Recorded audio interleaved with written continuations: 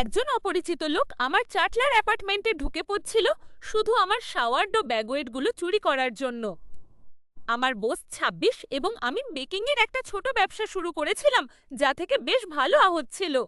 কিন্তু তারপর আমার তৈরি পাউরুটিগুলো গা থেব হতে শুরু করলো। আমি ৫০টা ব্যাগওয়েট তৈরি করে ঘুমিয়ে পচতাম আর সকালে উঠে দেখতাম মাত্র ৪৮টা আছে। কয়েকদিন পর আমি ৩০টা তৈরি আর তার মধ্যে ৩টে আবারও গালে ভরে গেল।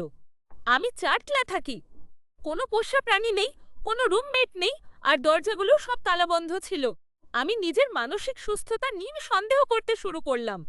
আমি এমনকি চোরটিকে প্রলুব্ধ করতে ১ প্লেট বাজিতে তৈরি কুকিজ রেখেছিলাম, কিন্তু সেগুলোর দিকে সে ফিরেও তাকালো না। অবশেষে আমি মোশন অ্যাক্টিভেটেড ক্যামেরা লাগালাম।